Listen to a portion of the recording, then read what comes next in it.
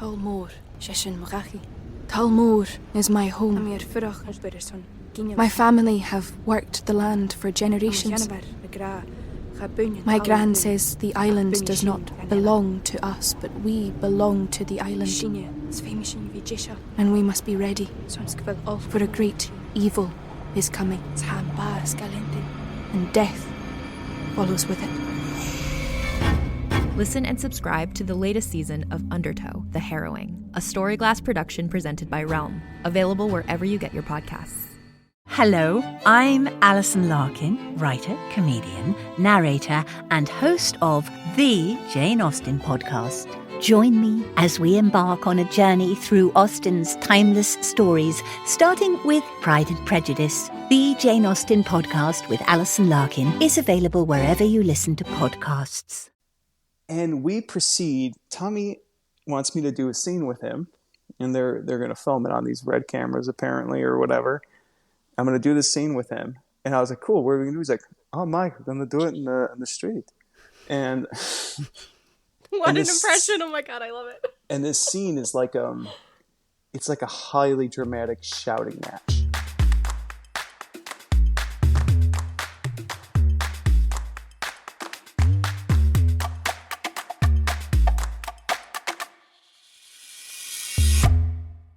Hello, world, and welcome back to another episode of Thanks for Coming In. I'm your host, Jillian Clare. If this is your first time tuning in, this is the show where I speak to fellow actors about their journey in the industry, and I make them share a couple bad audition stories. Let's jump right into things. This week on the show, we have Mike Markoff. He's been acting for a very long time and has a really cool story about finding himself and finding his voice as an artist.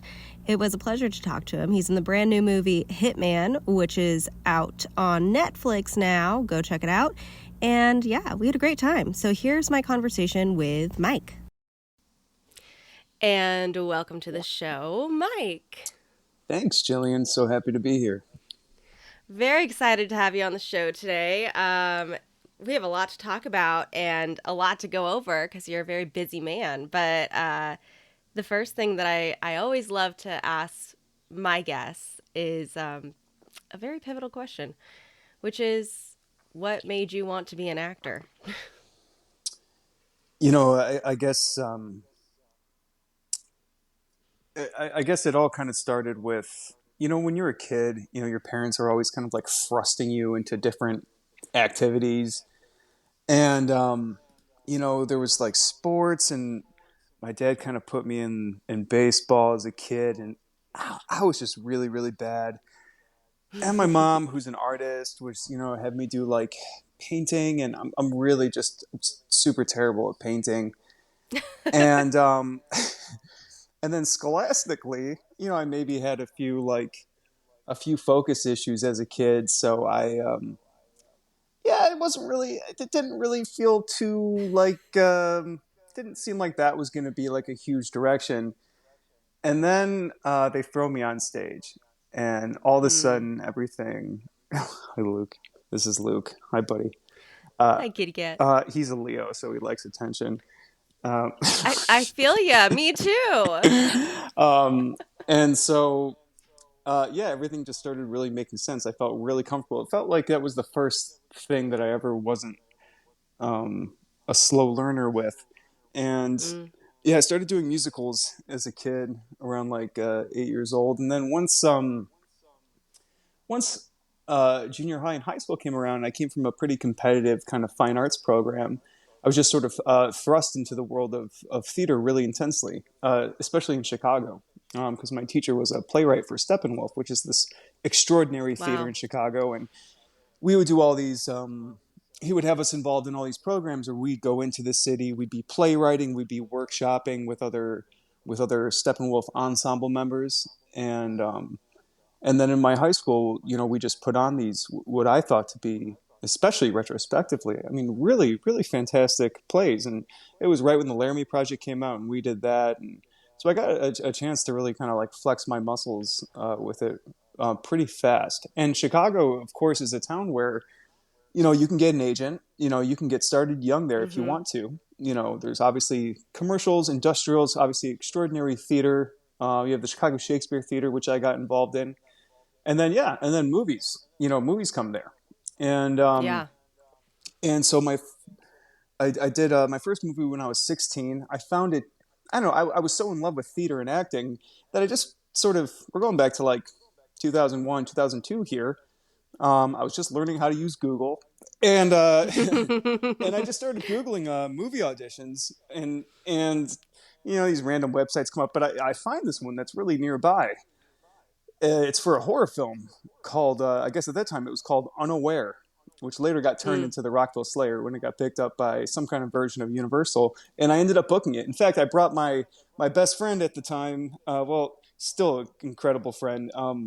He came with me. We were both like, from the theater program at Stevenson High School, and we both auditioned, and we get it. They were looking for two buddies who were 16 years old, and then that's, and then from there, then I was pretty locked in on doing this acting thing, and it was that shoot was like, I think like 5 overnights in a row.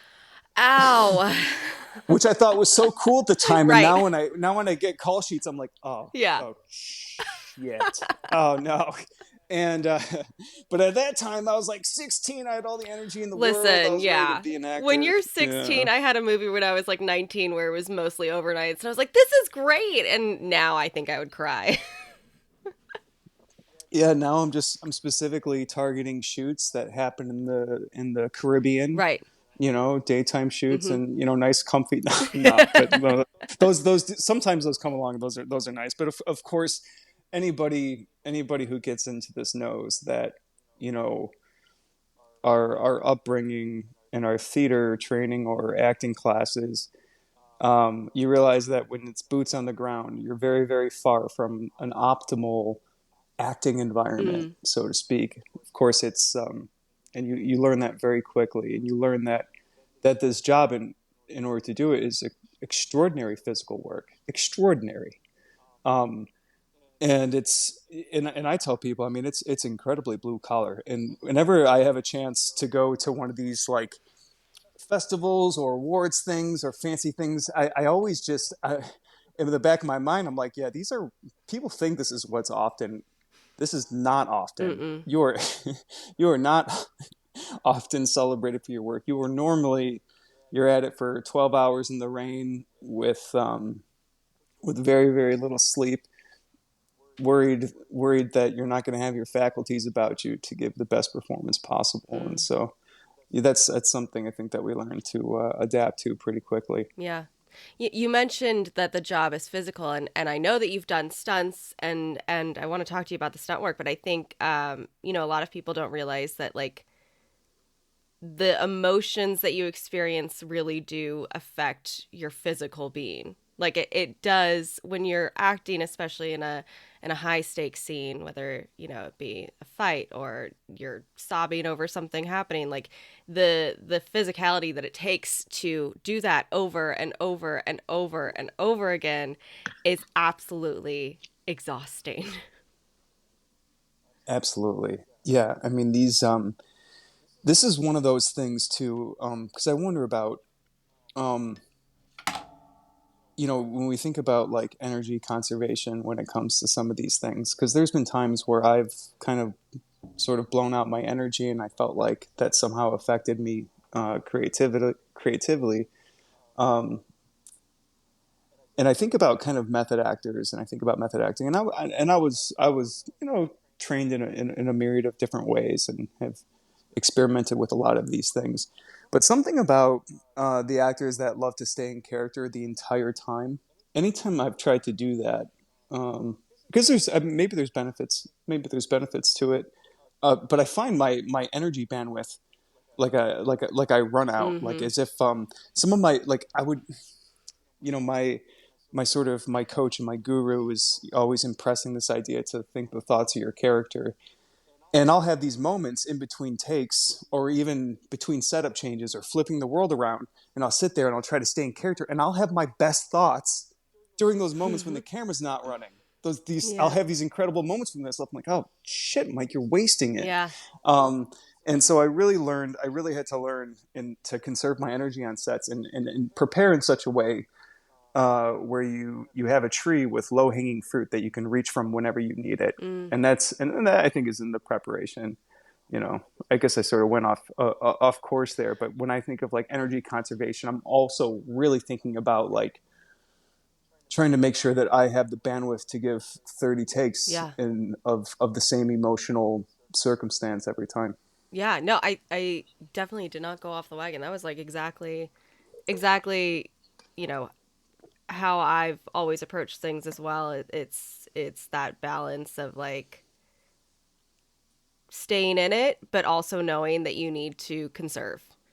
And I think, the point that you bring up too about like stay method acting and staying in it after you call cut or when they're flipping the world and you're thinking as the character, it's like, man, you do have this great thought, and then if you try to recreate it, it's going to look false.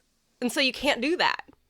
It's impossible. It's impossible. You can't recreate it. No, it's like, and that's why I'll try to plant landmines for myself in the script. Ooh.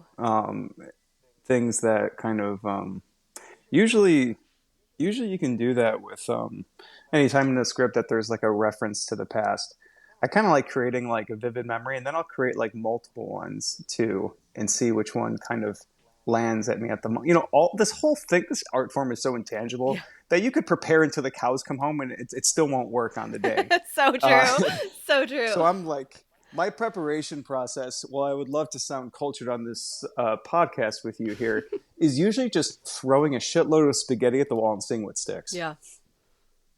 But that's just how I operate. I'm sure there's a lot more responsible, structured actors out there.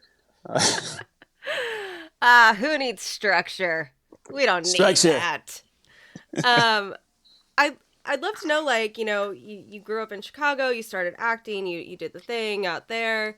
What was kind of the moment when you were like, all right, I need to transition to a bigger city. I need to go find bigger opportunities for myself.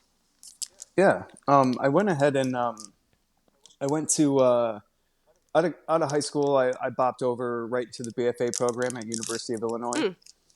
And it was a cool choice and really safe choice at the time. It's a great BFA program. They turn out a lot of fantastic actors there. And I knew I wanted a conservatory program because I didn't want to take too many like core classes. I wanted back to that academic thing. And I was there, and it was a great place, but it was just a little bit too isolating for me at that time. I was, it's in Champaign-Urbana. It's like in the middle of the state. And so I ended up the next year transitioning into a graduate-style conservatory class or program called Act One Studios, which was all acting classes only. There's no degree associated with it. So I did that. I ended up getting kicked out. And how did you do that? It's a different story for a different podcast. Let's just say that maybe my head was a little bit too focused on working rather than training. Got it. At that time. Okay. So I moved out to LA from there at the age of 20. Wow. And I just kind of jumped right into it. And 6 months in, I just hit a wall. I have some credits under my belt. I was signed with APA. It was a cool little setup there. When you're younger, it's actually a lot easier to get signed with a great agency. Because you don't have to have like too much experience. They give you more benefit of the doubt, right? Plus you're new and you're fresh, and they're like, ooh, fresh meat. Yeah, it was like back during the time when they were like hip pocketing people. And this LA experience was really bad. It was really funky. I was really young. I was mostly completely on my own. And I hadn't exactly, I think, maybe grown up yet.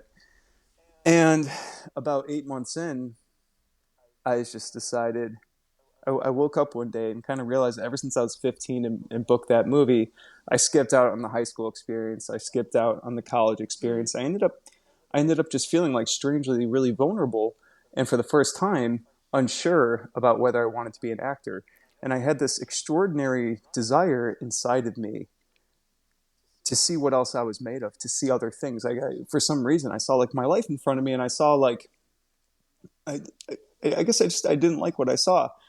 So, um, I literally, from the age of 21, I left the country for 9 years.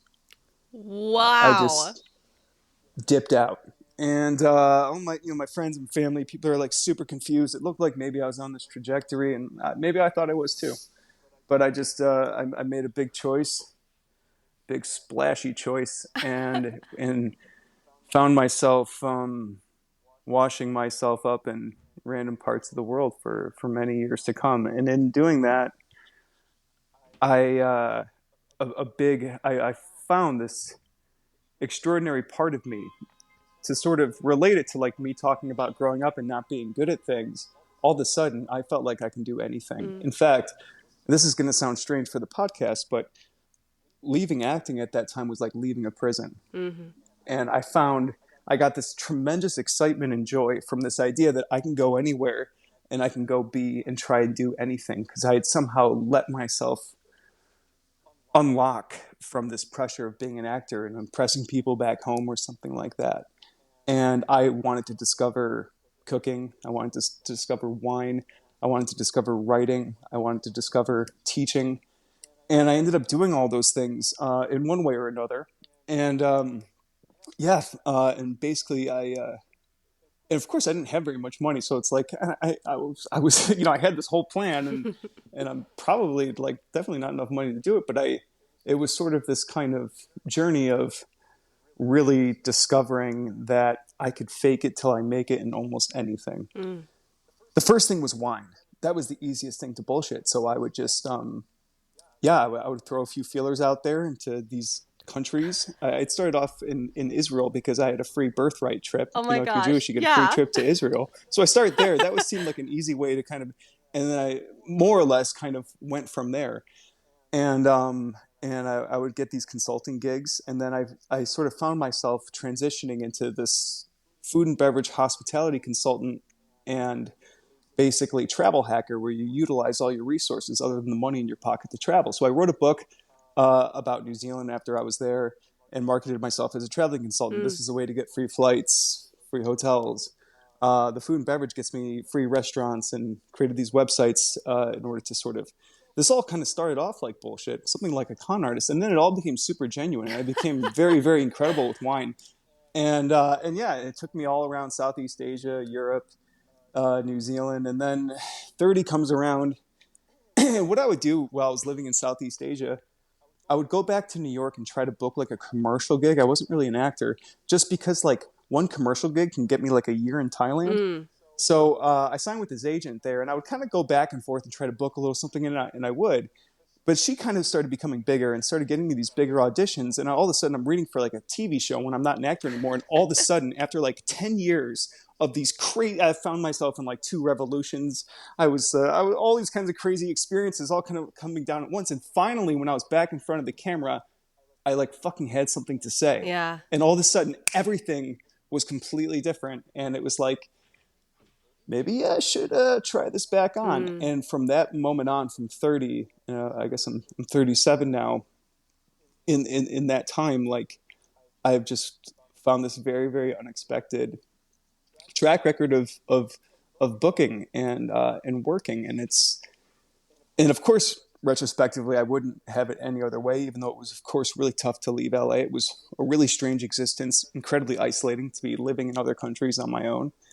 And now I have this, I sort of have a well to draw from in this weird, strange way. In fact, the whole 10-year experience of being gone is actually, even all these years later, is still marinating. Yeah. I don't fully understand what I went through, but all I know is I have this extraordinary empathy for people's faults. And I think that's why I've leaned a lot towards a lot of these more antagonist kind of roles, because I find myself having overthought and experienced so much in regards to my faults that now when you see a character behaving badly, you understand that the genesis of that is pain or some kind of isolation or struggle. And I've brought that into my characters, and it seemed to work so far. So that is so amazing and so interesting. I love that you just left and just... I've said it several times on the show before, but having a life and experiences outside of acting is the best thing you can do for yourself as an artist. If all you've ever done, like I grew up as an actor, you know, I started when I was 7. So for me, it's like in my bones. And that's why when I decided to go back to college, when I decided to do these other things, I did things that weren't related to entertainment because I wanted to be able to have these other wells to pull from, like you were saying. Like I need the other things to be able to bring into not only my life as and my soul and my human, but as an actor. Like all of those experiences not only were helpful for you and for your soul, but it was clearly very helpful for you as an artist. And it brought you to like a better understanding of being an artist, which is incredible. Absolutely, a real sense of purpose kind of developed. And absolutely to everything that you say, and I often say the same thing, that sometimes like learning how to exist in the world and experiencing as much as you can. I mean, of course, like stories are complex and they're dramatic, and there's a lot of a character is written a certain way. A script is or a scene is written a certain way. There's a lot for you to bring into that. Mm-hmm. A lot. I almost would say almost everything other than the given circumstances. Mm-hmm. And so that's a lot to fill. You can't fill it with bullshit. You can't fill it with going to an encyclopedia and finding an intention and an objective and an action. No, you have to this is the big reason why, back during COVID and all of us artists were just like, I really wish I had the moment to create and do things now. So we're going to do monologues on Instagram. Gosh, the Instagram was filled with monologues. Yes. And to me, and while I think, yes, it's always cool to keep that instrument finely tuned, I'm also like, guys, right now is a really good moment to pay attention to what's going on in the world. This is incredibly unique. A lot of people are scared. There's like, mm-hmm. It's almost like a movie in and of itself, and this strange kind of dystopian thing, and these really weird press conferences from Donald Trump, which are equally parts terrifying and entertaining, and all, and people perishing, and a lot of opposing viewpoints. It's also a really mm-hmm. good time to pay attention to humanity, and be a part of it. Not just rambling off Tennessee Williams words in front of your camera so you can, get likes. Or I don't know. I'm not like an LA pessimist. I promise. Like I love other actors. Okay, but there's anyway. Different types of actors though, and I understand that. Like I try when the pandemic hit, I was like, maybe I should look at what this TikTok thing is. Should I do this? Like, what am I don't know what I'm doing right now. And I like tried to do videos and I was like, this is absolutely not me. I cannot do this. But like, congrats to everyone who can, because this is just not what I do. Yeah, some people are listen, some people are great at taking advantage of like democratized content now and creating their own. And more, I have a good friend of mine who's really found his way into that. And I don't think I'm kind of like really hell bent on the whole actor for hire thing only. Yeah. I understand that. I understand that fully. I feel like that's enough work. I think too, like with the pandemic, like you were saying, for me, one of the most interesting things to watch was like the initial 2-3 months and like seeing the reactions of the different types of people and really taking that in and studying it. I was on set when it like broke out, and I was kind of the one sounding the alarm, being like, hey guys, like Tom Hanks has COVID in Australia, and we just flew in some people from Australia, and maybe we should shut down. And they're like, oh, we're fine. And then like 3 days later, somebody tested positive for COVID on set, and the whole thing got canned. But it was like the last production in LA to shut down.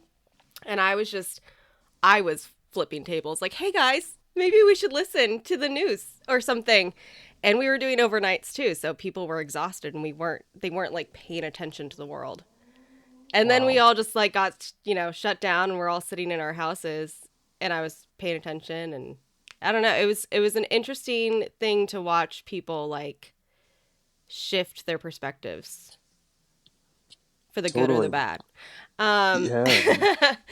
But anyway, outside of COVID, I want to talk to you about your new film, which came out today, but when people listen to this, it will have already been out. So tell me about Hitman and working with Oh man, Richard Linklater.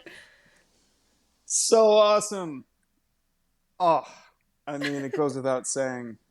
So many good things. A lot to unpack there.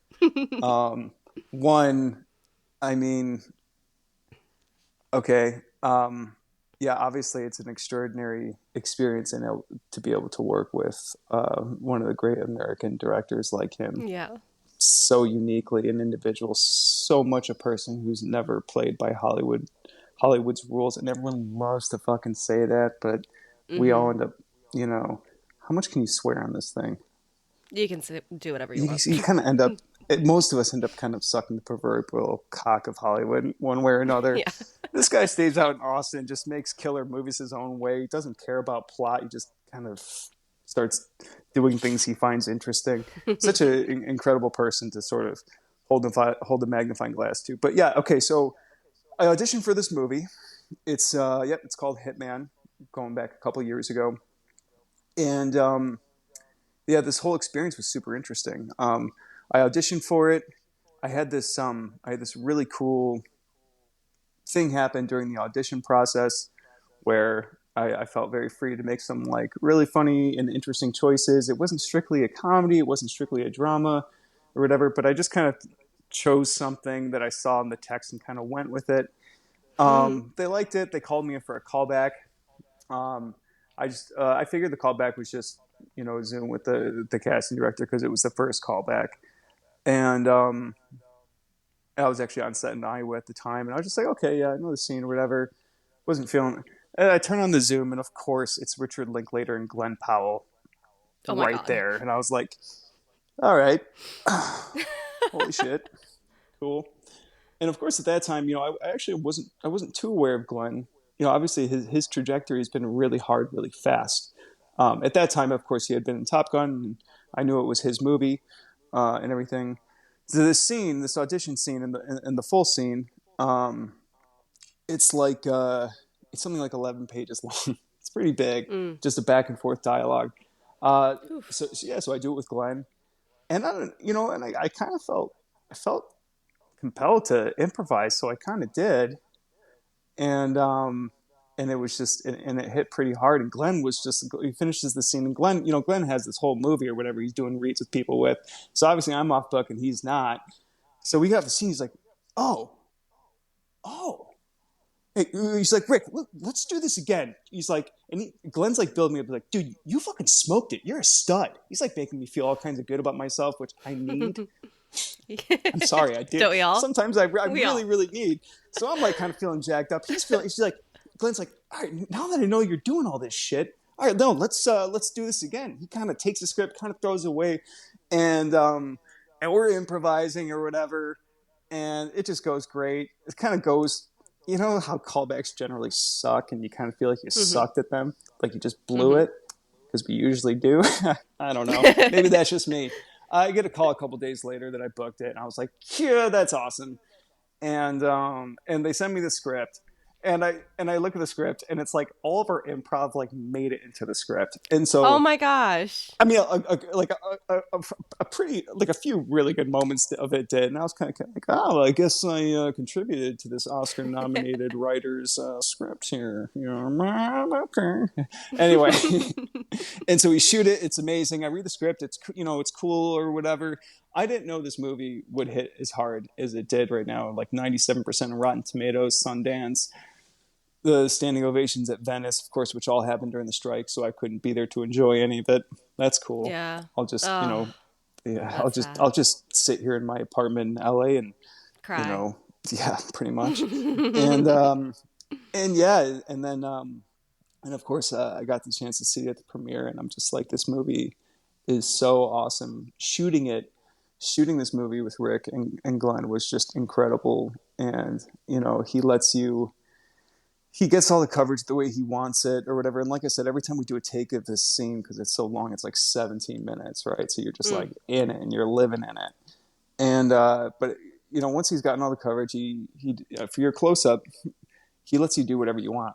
He does a series where you can start and stop the camera whenever you want. You can say whatever you want. You can tell the actor across from you to say whatever you want. It's your show. Wow. And the freedom, like I had never, as someone, I'm an improv artist in general. It's just something I'm very comfortable in, that I really love doing, both as a preparation and execution sometimes. And everything just opened up. The conscious Mike kind of was seeing red, and the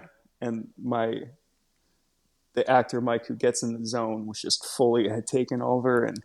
And of course, like when I saw the movie, like that's the coverage they used. Like it's always so golden when you can get an actor to be comfortable, collaborative, and creative. And Rick is just like an expert at doing that. And that's why he elicits incredible performances from his actors. Anyway, that's so cool. Incredible experience.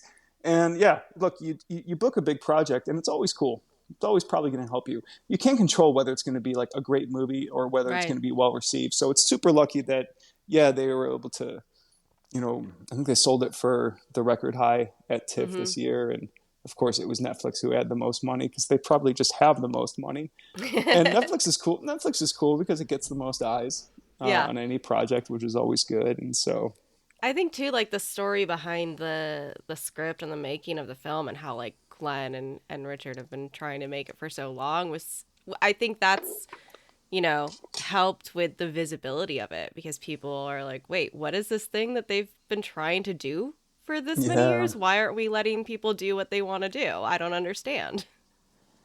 Yeah, I was on set. I was speaking with the UPM, and they're like, we couldn't find funding for this movie for ages. At that time, they couldn't get it for Glenn on his behalf. Of course, now you can get a lot off of his name. But back at that moment, shaky COVID industry stuff. Not that it's not shaky now, but that's a different conversation. Yeah. But yeah, they had to, I think they ended up selling like a couple foreign territories based off of Rick's name. And a lot of those countries really love him a lot. A lot of those more cultured art house countries that are really can't get enough of his stuff. And so they were able to put it together, the nice little tax incentive from Louisiana. And nice. Yeah. And got it done. Well, I'm very excited to watch this later, which I probably will. We're going to take a quick commercial break, and then we'll be right back.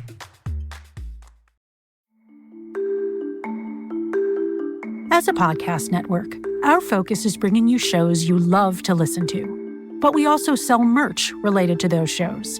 And partnering with Shopify has made that both possible and simple for us to do. Shopify is the global commerce platform that helps you sell at every stage of your business. Whether you're selling scented soap or offering outdoor adventures, Shopify helps you sell everywhere, because they've got you covered, from their all-in-one e-commerce platform to their in-person POS system. What's so fantastic about Shopify is how, no matter how big you want to grow, they provide everything you need to get control of your business so you can take it to the next level. Businesses that grow with Shopify. Sign up for a $1 per month trial period at shopify.com/realm. That's all lowercase. Go to shopify.com/realm now to grow your business, no matter what stage you're in. Shopify.com/realm.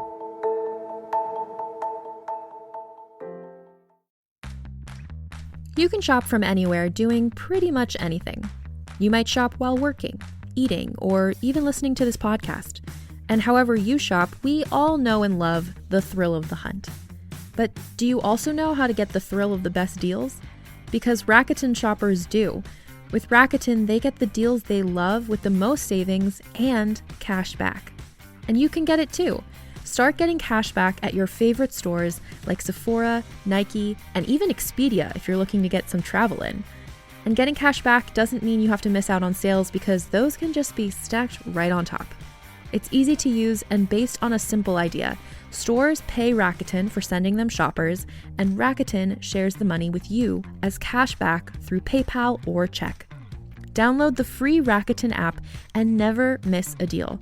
Or go to Rakuten.com to start getting the most bang for your buck. That's Rakuten.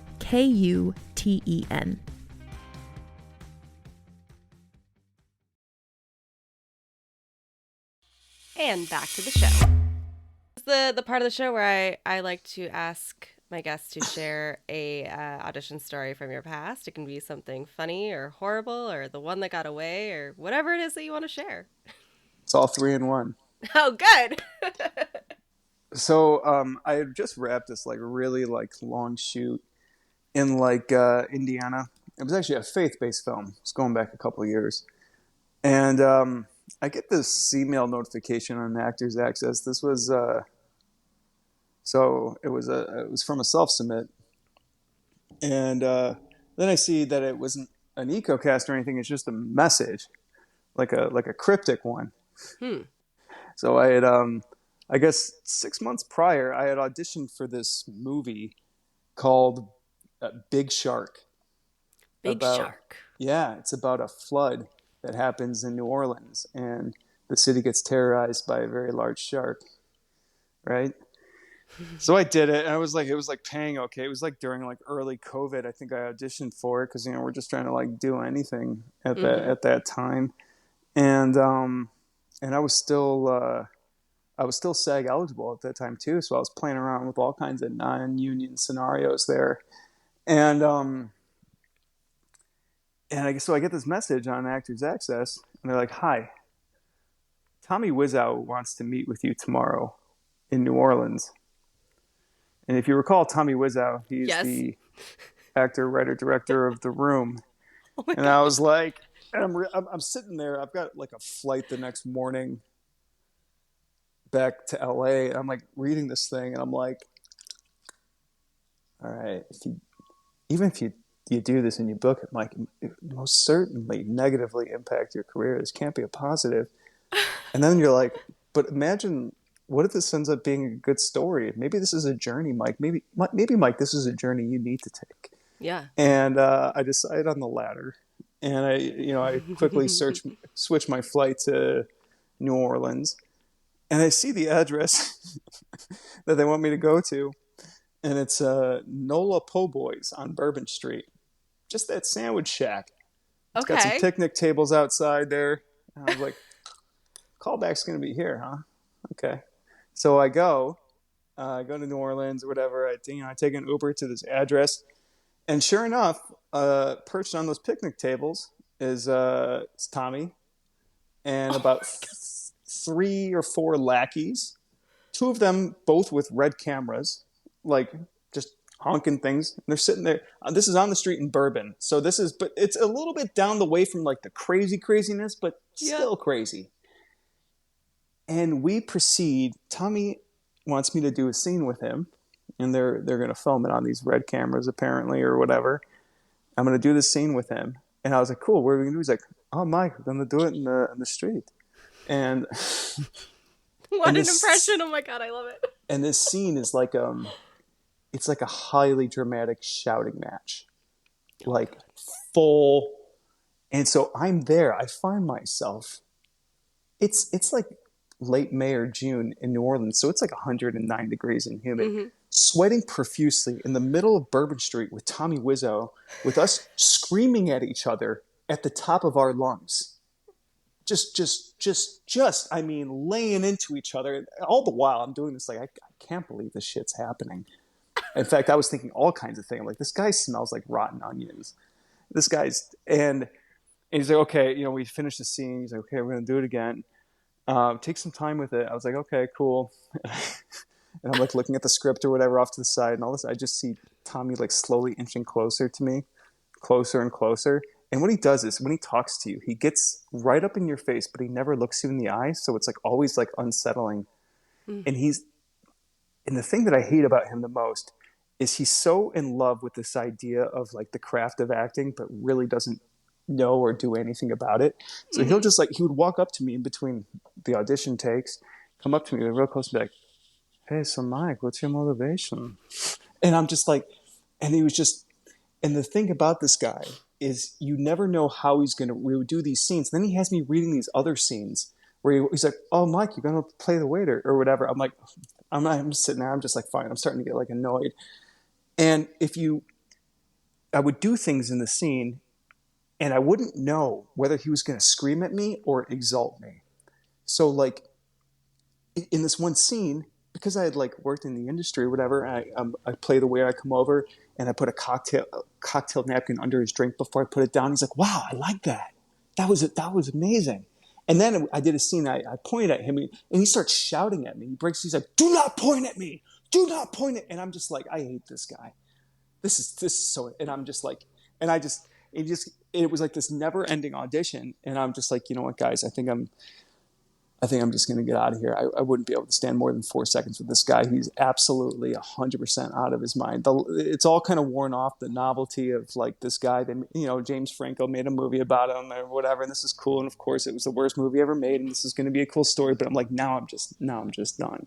And I was pretty much walked away like, yeah, man. Hey, I don't think I'm right for this. Don't call me. I got to get out of here. It was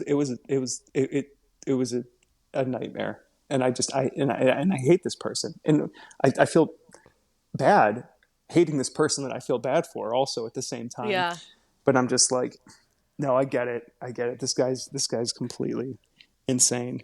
Holy shit. Have you heard from, like, did you ever hear back from those people or no? No. Yeah. Like a bunch of his people like had added me on Instagram or whatever. And there was some kind of follow-up sort of thing, but I was just like, yeah, no, I'm not going to be in your big shark movie. Like, how bizarre, too, to ask you to fly to a different state and then shoot these films with him on professional cameras. Like, it doesn't make sense. Like, what the hell is happening? Yeah, there was a part of me that was kind of worried that they were trying to like use it for the movie or something. And I've tried to like Google Big Shark, and I've saw some weird trailer. It looks like the movie kind of looks a bit like one of those, what do you call them? Like, what are those crappy movies that they make here in town for that one group where it's always like a spin-off of a movie about to come out? Asylum. It looks like kind of like an Asylum film with like the bad kind of graphics and just like a Sharknado, but like worse. Something, like a substantially D-level shark. Yeah. Wow. Well, that Something might like that. go down as my favorite audition story that we've ever had on the show, because that is just so insane. Completely and utterly insane. Yeah. Wow. But I'm glad I that. have it. I'm glad I have the experience in the vault. So. Yeah, that's like one of those things that is like so exciting to just be able to pull out. Like, what a great party trick, Like, hey guys, I got a really awesome story for you. And I really need those because I'm shit at parties. Otherwise, I you know what it is? I feel like I spend so much time, the on-set dynamics. It's kind of like forced intimacy. You get close with people really quickly for a set amount of time, and then it's kind of over. And I feel like I use up all my social capacities there, that when I'm out in the general public, I have a strange time talking to people. I understand. I have like a very short window. It's like I have 2 hours to feel like I can be a conversative person. And then after that, I'm like, please don't look at me or talk to me. I need to go sit in a corner by myself for a while. I need to recharge. I sit there and I start dreaming about getting into like comfortable sweatpants. Yeah. Oh, second I get home, it's like PJs. That's it. Yeah, for sure. I'm like, I think my cats need me, guys. I gotta go. Yes. Oh, having animals is the best. Because you just be like, oh, you know what? My dog hasn't been out in several hours. I have to go. Absolutely. I have to leave. Yeah. Well, what's next for you? What do you got? What do you got in the hopper? What are you working on? Well, I am getting married this summer in Italy. Amazing. And so that's kind of really sort of taken over, as you can imagine, there's a fair amount of logistics for that and in our honeymoon. And so that's kind of the primary focus. I have some cool stuff right now in speculation, and that'll be dependent on if people could work around my wedding, because I sort of have to book that one out, Yeah, that's a hard book out for sure. Yeah. So it looks like our honeymoon, we're trying to, because I'm pretty good at traveling, so I have I've charted a pretty intense course that's gonna sort of make us gone for about a month or whatever. So I'm like, and then of course if a great booking comes through, then I'll have to like maybe rethink that or something. But for right now, I'm kind of thinking like I'm gone for a month and a half and that's it. Yeah. Epic. Love it. For sure. Well, how can people follow you on social media? Do you have social media? Yeah, it's just Mike Markoff on Instagram or the Facebook. If you're a baby boomer. Yeah. And the Facebook man. I did no TikTok or anything. I don't know if I entirely understand it, but it seems fun, moderately pornographic. So good combo. For sure. Well, thank you so much for spending some time with me. I'm excited to see what you do next, and yeah, go kick ass. Have a great wedding in Italy. Thank you so much. Great speaking to you. Thanks again to Mike for coming on the show. Make sure to subscribe to the podcast if you aren't already, and hit us up on Instagram. And as always, thanks for coming in.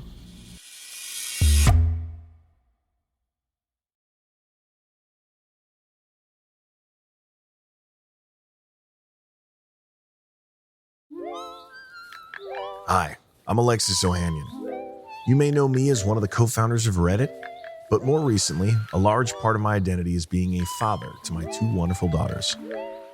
In my podcast, Business Dad, I'm hoping to open up the conversation about balancing careers and family. The one thing I constantly hear successful people say, without fail, is that they wish they'd spent more time with their kids. That's time no one can get back. So I decided to create Business Dad, to engage in the conversation about how we're spending our time now, providing a forum for successful dads to share their joys and challenges of being a working parent. You'll get to hear from a wide range of business dads, from Rainn Wilson and Guy Raz to Todd Carmichael and Shane Battier. And while this podcast will talk about business and will definitely be featuring dads, I think everyone can learn something from these incredible conversations as we unpack the expectations we all have about careers, relationships, and ourselves. Business Dad is available now, so be sure to listen and subscribe wherever you get your podcasts.